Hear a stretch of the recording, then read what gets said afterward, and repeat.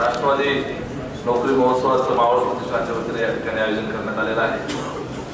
बरेच मान्यवर मंडळी या ठिकाणी आहेत। सर्व नेत्यांची नावं घेण्यामध्ये वेळ न घालवता या कार्यक्रमासाठी प्रामुख्याने उद्घाटक म्हणून उपस्थित राहिलेले राज्याचे उच्च आणि तंत्र शिक्षण विभागाचे मंत्री आणि या ज्या शिकाने कमवा योजनेअंतर्गत या राष्ट्रवादी नोकरी महोत्सवासाठी या ठिकाणी आपण सगळे तरुण जमलेले आहात।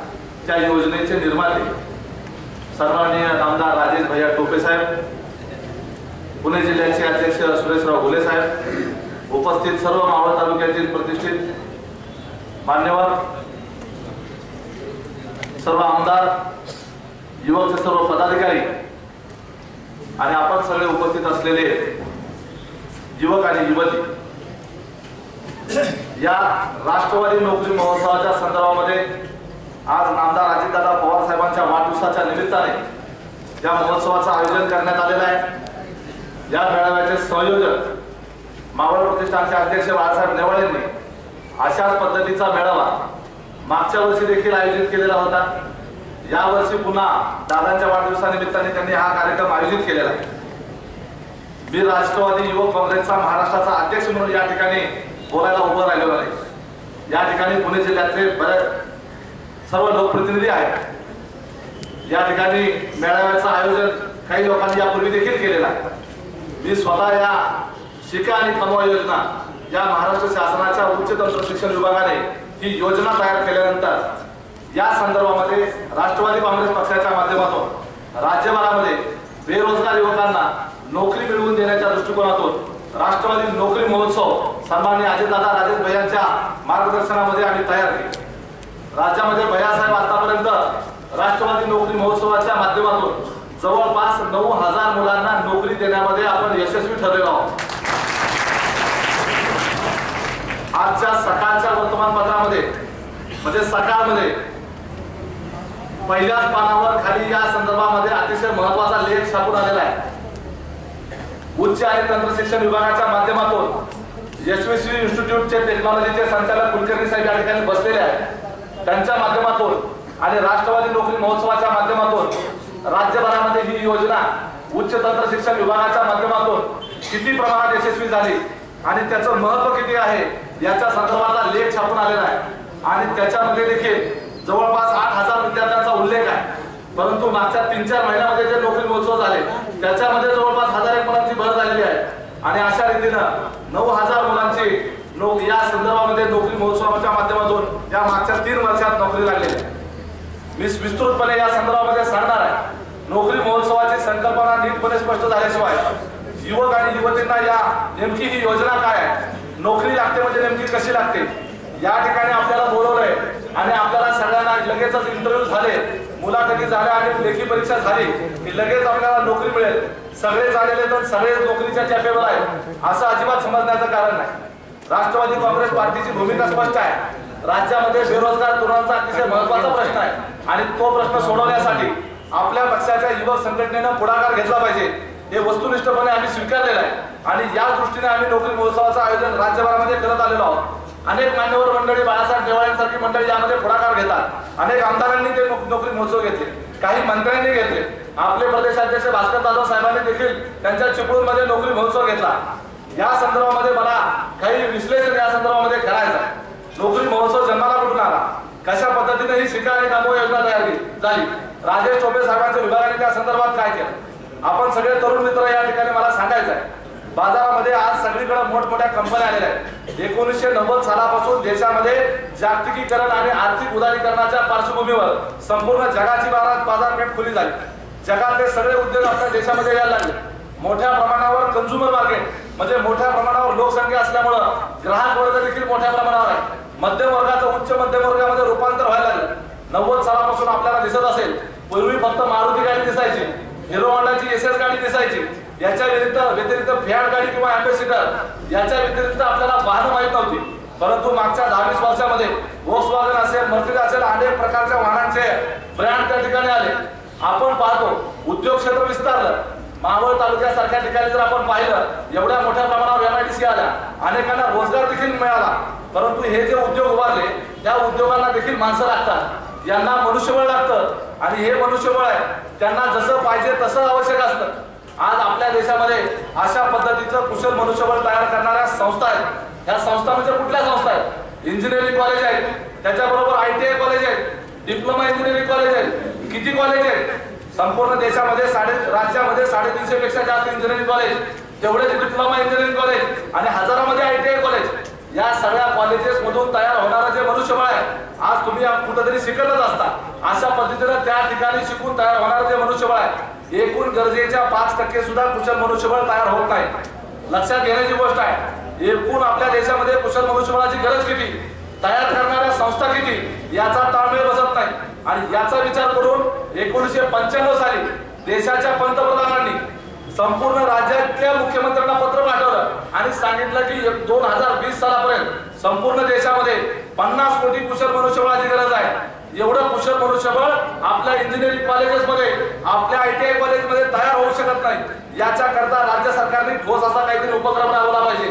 ठोसपणे उपक्रम राबवण्यासाठी संपूर्ण देशातल्या राज्याला सांगितलं होतं, परंतु त्याला प्रतिसाद दिला महाराष्ट्र गव्हर्नमेंटने. आणि महाराष्ट्र गव्हर्नमेंटमध्ये कुणी दिला? आपल्या राजेश टोपे साहेबांनी. हे आपण लक्षात घेतलं पाहिजे. राज्याचे उच्च आणि तंत्र शिक्षण विभागाचे मंत्री म्हणून राजेश भाई अनेक वर्षापासून काम पाहत आहेत. लक्षात घ्या, प्रतिसाद देणारं सरकार असलं पाहिजे. नामदार अजितदादा पवारांच्या मार्गदर्शनामध्ये राजेश भाईंनी या संदर्भामध्ये विचार केला. आपल्या महाराष्ट्रातल्या बेरोजगार तरुणांना चांगल्या पद्धतीची नोकरी आणि चांगल्या पद्धतीचं कुशल मनुष्यबळ तयार करण्यासाठी या खासगी कंपन्यांच्या माध्यमातून काहीतरी योजना तयार केली पाहिजे, याचा विचार त्यांनी केला. यशस्वी इन्स्टिट्यूट सारखे, विश्वेश्वर कुलकर्णी सारख्यांना बरोबर घेतलं. राज्यातल्या जवळपास 135 मोठ्या मोठ्या कंपन्यांच्या प्रमुखांना बरोबर घेतलं आणि यामध्ये शिका आणि कमवासाठी योजना तयार केली. आता तुम्हाला सांगतो काय आहे ही शिका आणि कमवा योजना, कशा पद्धतीनं. मी अगोदर सांगितलं की आपल्याला कुशल मनुष्यबळाची गरज आहे. ह्या ज्या सगळ्या कंपन्या आहेत, वॉक्सवॅगन कंपनी असेल, मर्सिडीज असेल किंवा भारत फोर्ड असेल, महिंद्रा असेल, L&T असेल, जॉन डियर असेल किंवा तुमच्या हातामध्ये जे घड्याळ आहे त्याची टायटन कंपनी असेल किंवा एखादी रिक्षा बनवणारी कंपनी असेल, या कंपन्यांना लागणारं मनुष्यबळ जे आहे त्या मनुष्यबळाचा तुटवडा जो आहे महाराष्ट्रात नव्हे तर देशात आहे. आपल्या सगळ्या संस्थांमधून तयार होत नाही. पण काय केलं पाहिजे याच्यासाठी योजना तयार केली, शिका आणि कमवा.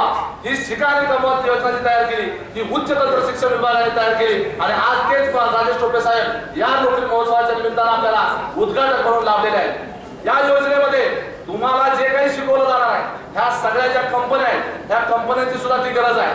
पण नेमकं काय आहे, आपण पॅम्पलेट वाचलं, आपण होर्डिंगवर वाचलं, या ठिकाणी डिप्लोमा इंजिनिअरिंग सोबत दर महिन्याला 5 ते 7 हजार रुपये किंवा 8 हजार रुपये मिळणार. डिप्लोमा इंजिनिअरिंग आणि 5 ते 7 हजार रुपये मिळण्याचा काय विषय.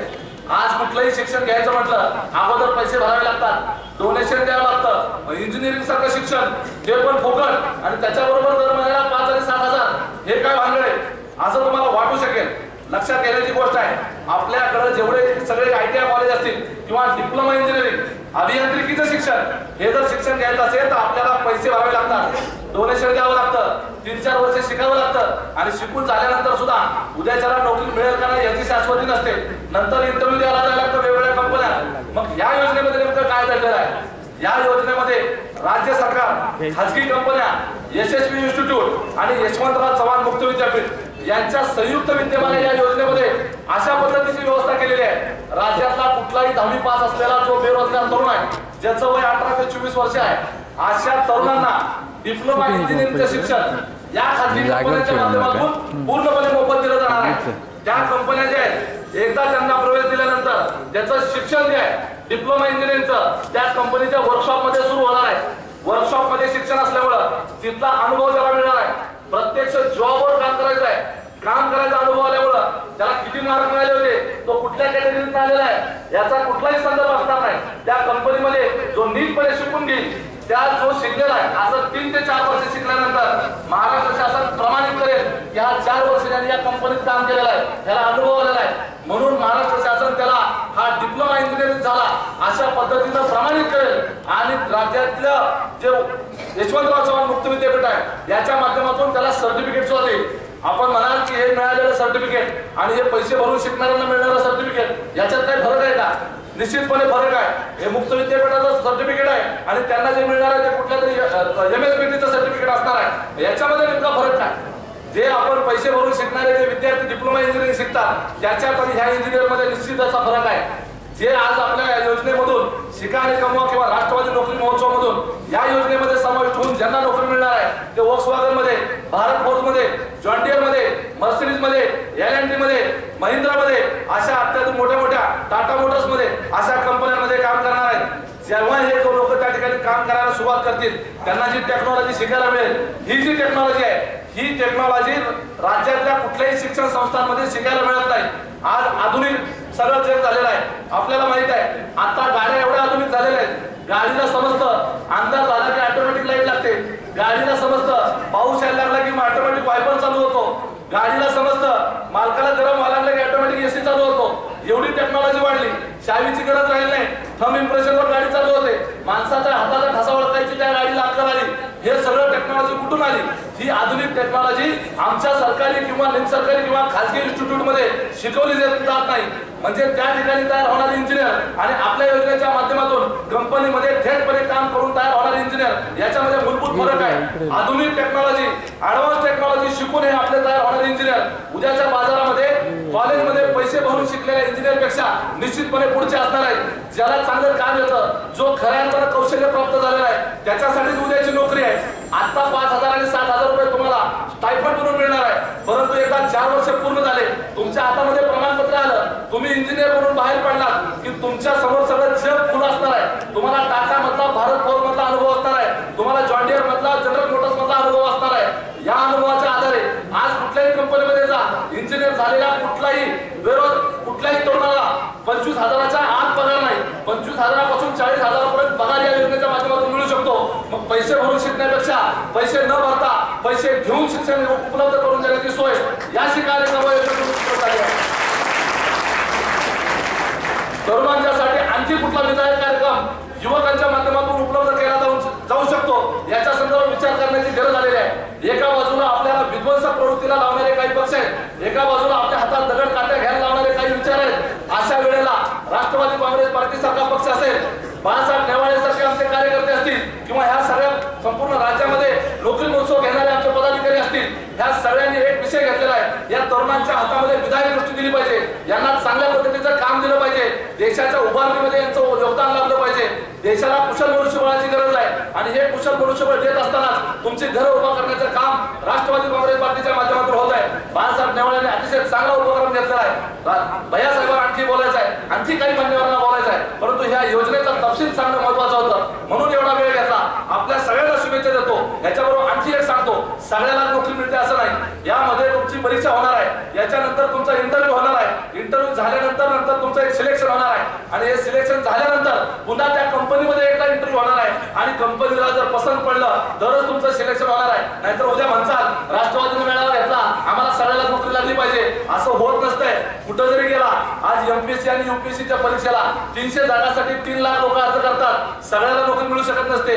जे स्पर्धेमध्ये टिकतात त्यांना नोकरी मिळते, ज्यांनी खरी मेहनत करायची आहे, ज्यांना खरी गरज आहे, जे इंटरव्ह्यू मध्ये लेखी परीक्षेत पास होतील तेच उद्या त्या ठिकाणपर्यंत पोहोचू शकतील। पोलीस भरतीसाठी 40,000 जागा, 400 जागांसाठी 40,000 लोक अर्ज करतात, त्यामध्ये 400 लोकांना नोकरी लागते।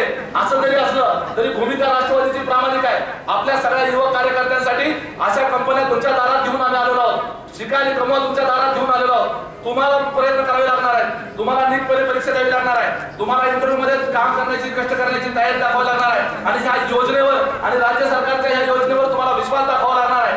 आपल्या समोर एका विद्यार्थ्यांनी मनोगत व्यक्त केलं आणि अशाच पद्धतीने 9,000 विद्यार्थी आज काम करतायत। त्यांचे नाव, पत्ता, फोन नंबर, मोबाईल नंबर, कुठल्या कंपनीत काम करतात, कधीपासून जॉईन झाला याच्या सहित यादी आमच्याकडे उपलब्ध आहे। यशस्वी झाल्यांची 9,000 जणांची यादी महाराष्ट्रात उपलब्ध आहे, आमच्याकडे उपलब्ध आहे। याचा विचार करून तुम्ही ठरवायचं की या योजनेमध्ये काम करायचं का पैसे भरून कुठे शिक्षण घ्यायचं।